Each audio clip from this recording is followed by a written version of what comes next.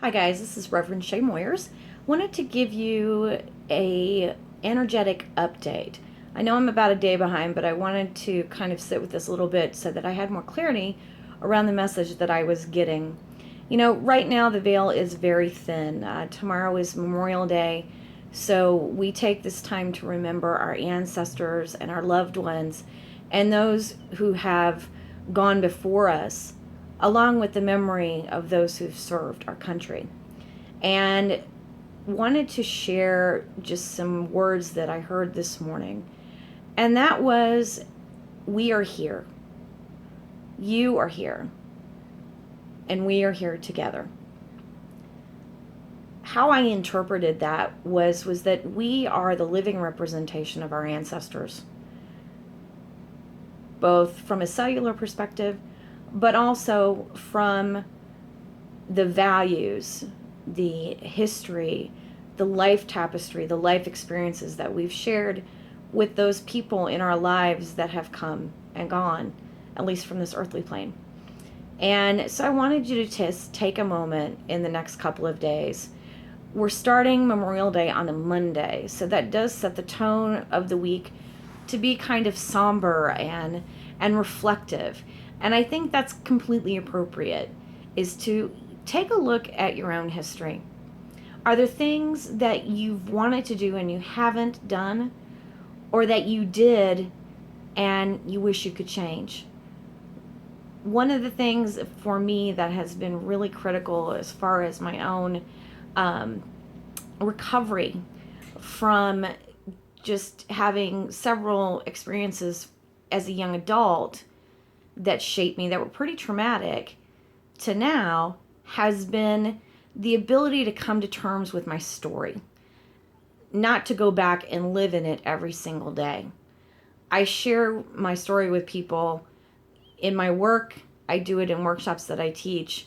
And if you've ever met me, some of the things that have happened to me over the years, you would have never guessed, just based upon who I am today and how I come across and how people perceive me.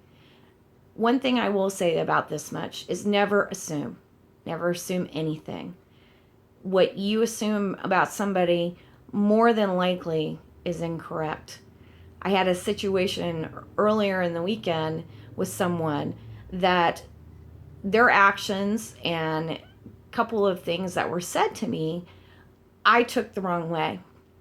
They were not given to me in a mean way, but how they were received, well, let's just say it was not well received.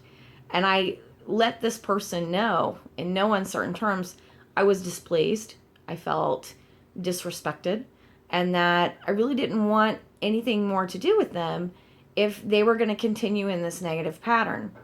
Well, late yesterday afternoon, I got a phone call, and it was basically an apology.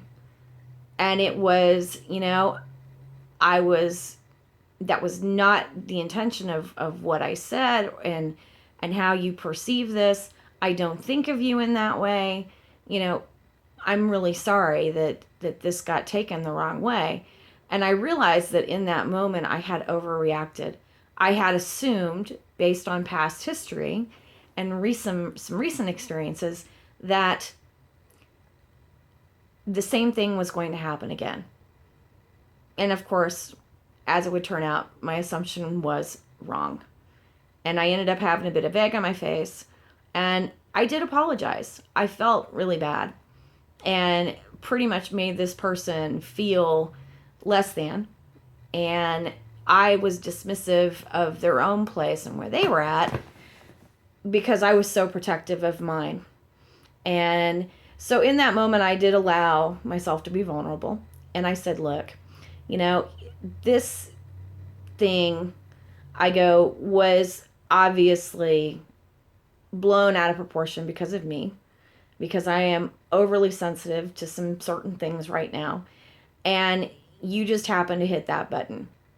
So I asked for forgiveness, and it was received. Um, and my question to you is what do you assume?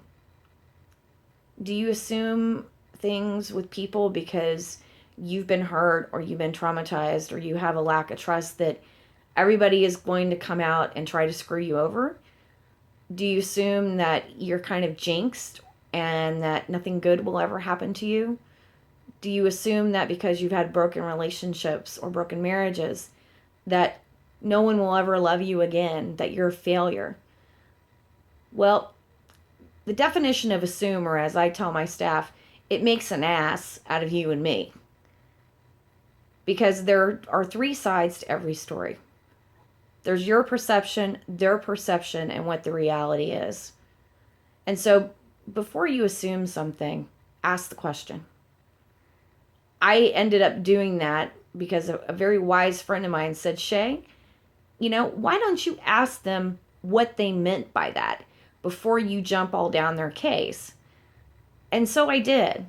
I didn't expect to get an answer, and I sure as hell didn't expect to get an apology, but I did. And when I got the answer, it allowed me to put myself in their seat, to see things from their perspective.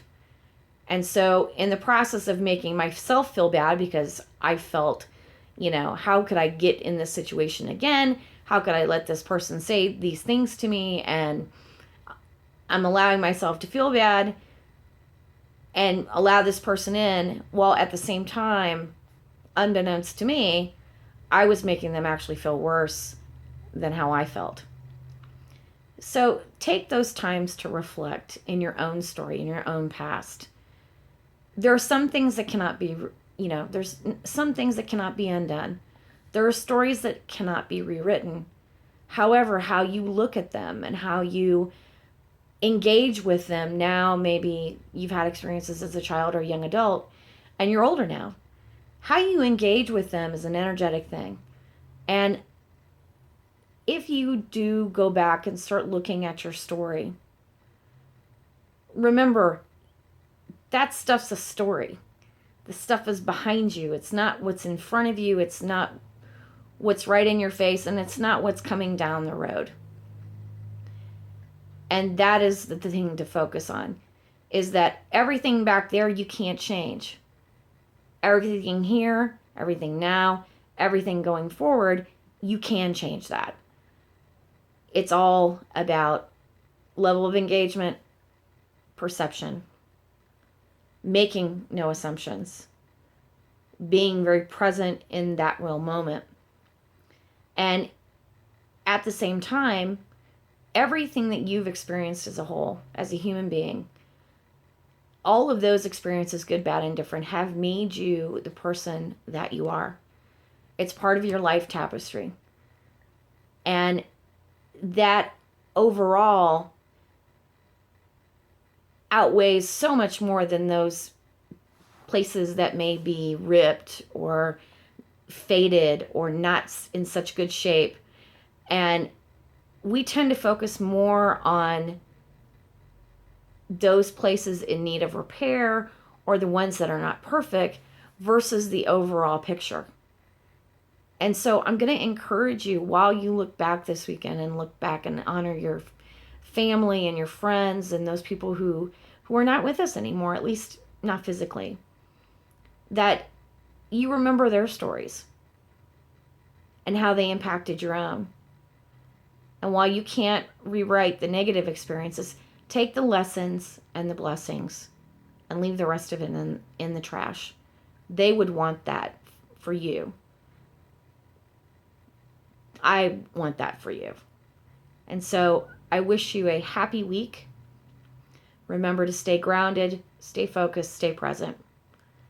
And know that Spirit is all around you and is walking with you. And just be aware. And look for the nuances. The veil's really thin, and they're working very, very hard to let you know that they're around, that they love you, and all you have to do is just talk to them or just acknowledge their presence, and they will hear you and they'll let you know they're around. So I wish you a fantastic week.